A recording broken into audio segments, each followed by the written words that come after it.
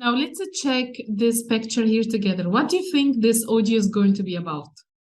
We have the police, we have a man, and seems this is his wife. Do you think they are rich? Do you think that this is their house? What do you think the police is doing there? Maybe something was stolen? Maybe.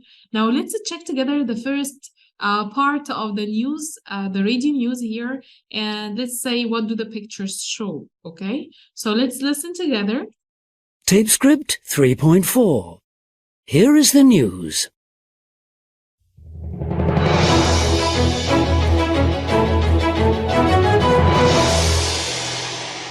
Good evening. Here is the news at 6 o'clock on Wednesday the 31st of October, read by Hugh Kernoid. One of Britain's richest men, the billionaire mobile phone tycoon John Caudwell, was left bruised and blooded after being attacked during a robbery at his 16th century mansion near Eccleshall in Staffordshire. Mr. Caudwell, 57, was beaten with a crowbar, then bound and gagged by a gang of masked men. The men then turned on his glamorous fiancée, former model Claire Johnson, 41. Mr. Caudwell and Miss Johnson had been chatting together in the kitchen when the gang struck at 8:15 p.m. on Monday. The men, wearing balaclavas and dark clothes, stole money and jewels before escaping on foot across fields behind the house. The couple, who have a 6-year-old son, were treated by paramedics at the scene before being taken to a private hospital. Mr. Caudwell had suffered a gash to his forehead and bruising to his arms. Yesterday, about a dozen police officers were using metal detectors to search for clues in the grounds surrounding the property. Today, a 48-year-old man was arrested in connection with the robbery. All right, so can you tell me the general ideas that you heard? So the man, John, he's a billionaire. That's very good. And the woman is his fiancée, right? So his fiancée is called Claire, and they were robbed, okay? Their home was robbed, and they were attacked by a masked man. And the police were looking for clues, very good, around the house using metal detectors. That's very good. Now, I want you to read these sentences and listen one more time and let me know what is the correction for these statements. So I'll give you 10 seconds to read them, and then we're going to correct them together. And then you can listen again if you need it. Okay, so we have here John is a millionaire property tycoon. So he's a billionaire mobile phone, not property. Very good. You want to know the meaning of the word tycoon? Okay, so this is a person who has succeeded in business or industry and has become very rich and very powerful. So you can say mobile phone tycoon or a business tycoon, property tycoon. That's very good. Okay, now let's go to the second sentence. What is the correction? Yes, it's in the 16th century. The home was built in the 16th century. It wasn't a newly built home. Now let's go to number 3. Where is the mistake? Yep, he had been chatting with his fiancée, not having supper with his wife. Number 4, the robbers escaped on foot with the money and jewels across fields. Yeah, that sounds ridiculous, right? Number 5, so the couple were immediately rushed to hospital. No, it's the couples were treated by paramedics at the scene. Very good. You want to know the meaning of paramedic? Okay, so paramedic is a person who does medical work, especially for an emergency, but who is not a doctor or a nurse. The last one here, 3 men in their 20s. No, actually, it was a 48-year-old man has been arrested in connection with the robbery. That's very good. Now let's move to the last part here, and we're going to listen, okay, to Nick, an American stuntman, and we're going to complete the questions and answer them. So I'll let you listen, and then we are going to do them together. Tape script 3.5. And finally, an amazing achievement. American stuntman and trapeze artist Nick Wallander is the first person ever to cross a gorge near the Grand Canyon on a tightrope. Nick, 34, wearing shoes specially made by his mother, but without a safety harness, took just 22 minutes to walk from one side of the gorge to the other. With strong winds and dust blowing into his eyes, twice he seemed to lose his balance, and he sat down, but he got up again and kept going to the end. He was greeted by cheers as he stepped safely back onto land. The walk was watched by a global television audience of several million. Daredevil Nick already holds 7 world records, including the longest walk over a waterfall, which he achieved last year when he crossed Niagara Falls. All right, did you get the general idea? Would you like to say them out loud? Okay, now we're going to listen to another audio, and this audio is going to help us with these questions here to form the questions, okay? So let's listen to another audio to help us more with this listening. Tape script 3.6. 1. What did he do that was so amazing? He crossed a gorge near the Grand Canyon on a tightrope. 2. Has anyone done this before? No, never. He's the first. 3. What was he wearing? Special shoes his mother had made for him. 4. What wasn't he wearing? A safety harness. 5.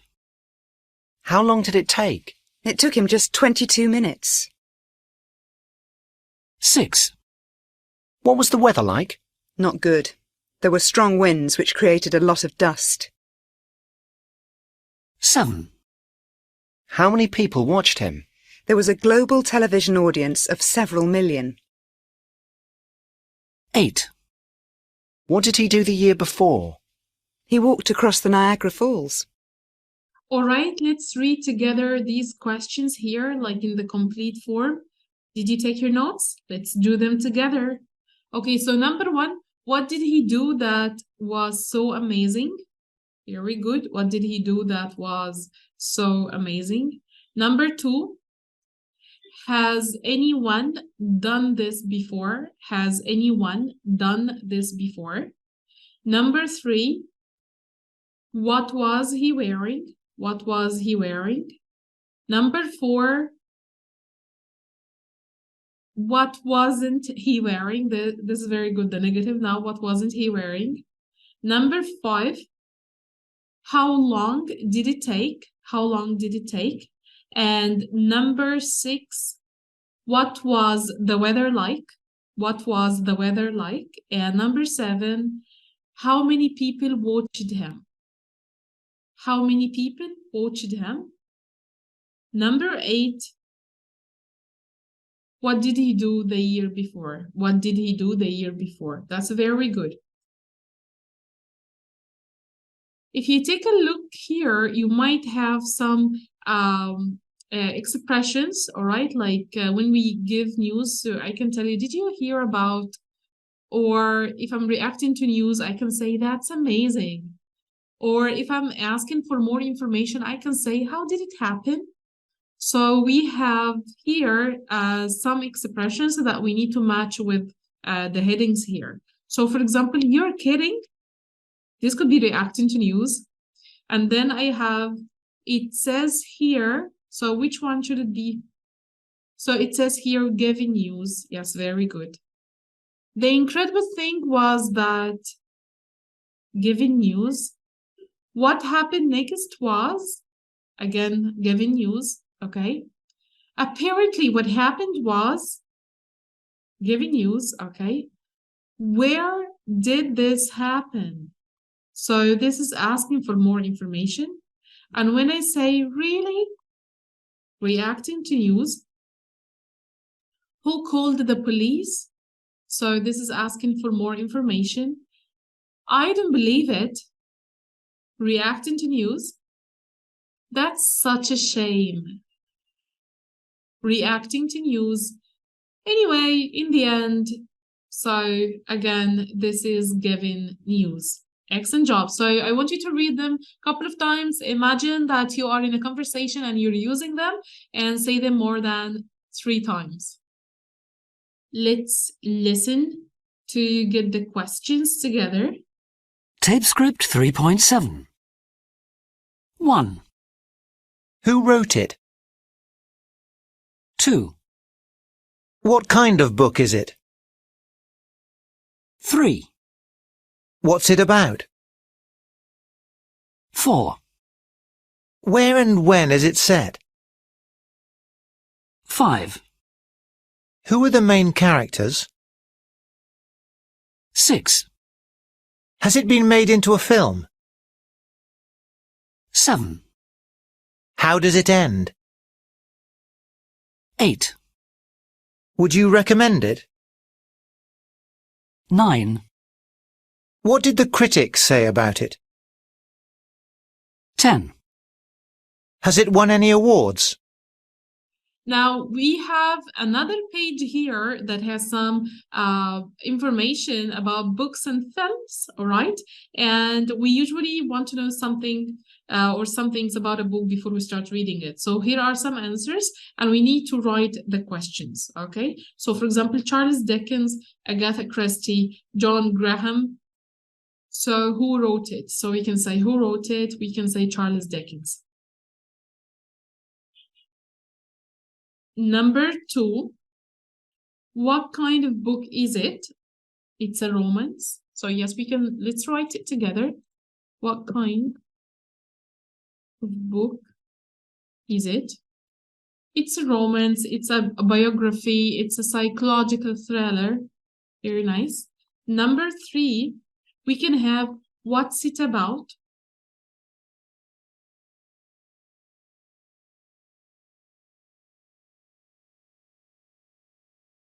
It's about a boy meets a girl, the painter, Van Gogh, a man with a strange obsession.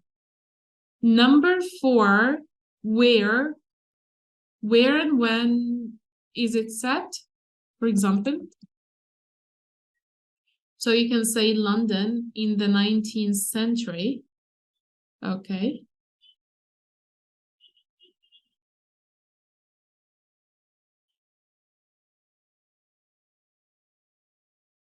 Number 5, a boy called Harry Potter, a killer. So we can have the question here, who are the main characters?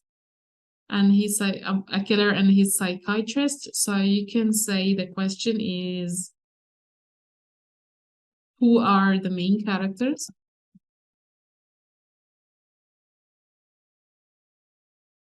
Number 6, the answer is yes, it has. It came out a few years ago and starred Johnny Depp. So I can have the question as, has it been made into a film?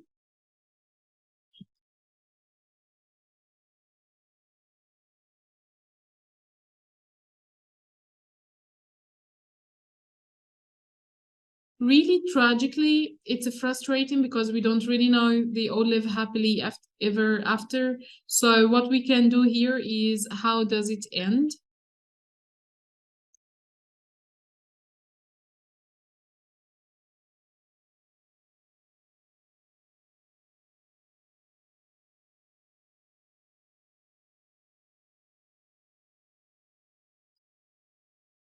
Let's have number 8.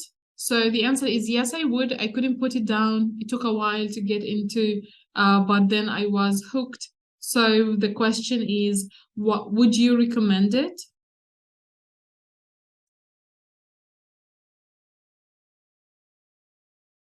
Number 9, most said it was a great read. Number 9, the question is, what did the critics say about it?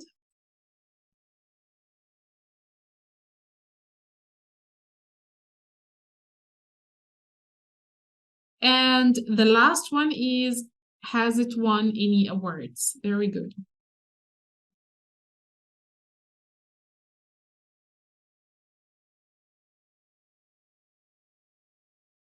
All right, now we're going to look at an online review of a book called The Falling Curtain.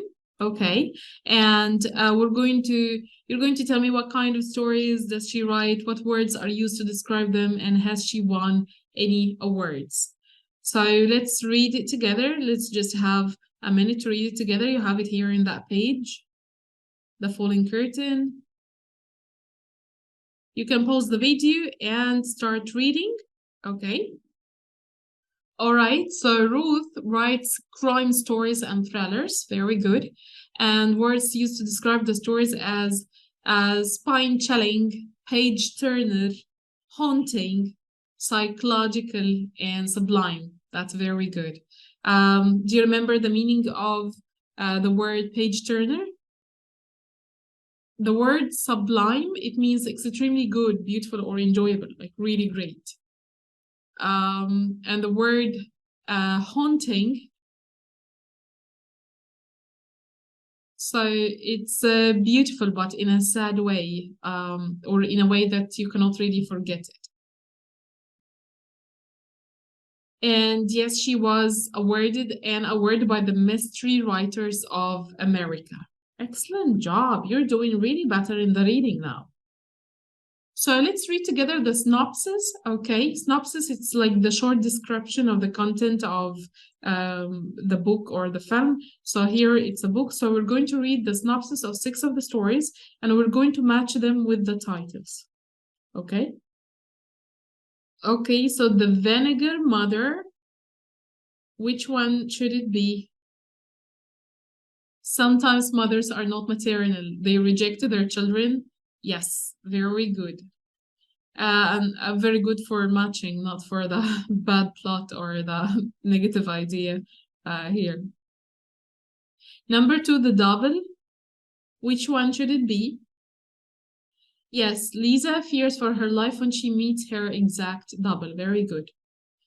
Number 3, You Can't Be Too Careful. So number 3 is going to be a cautious woman's desire for security within her home is tested to the extreme by a roommate who often leaves the doors unlocked. Okay. And number 4, People Don't Do Such Things. It's going to be a suburban couple who have an exciting, charismatic new friend, Reeve, a writer whose behavior towards them soon becomes both violent and sinister. You remember the meaning of the word sinister? And number 6, The Clinging Woman. Okay, so it's going to be a quiet, living, modest man rescues a young woman from suicide and goes on to marry her, only to become a victim of her obsessive possessiveness. They all seem to be very exciting, right? Now let's check the next video for the story of The Clinging Woman.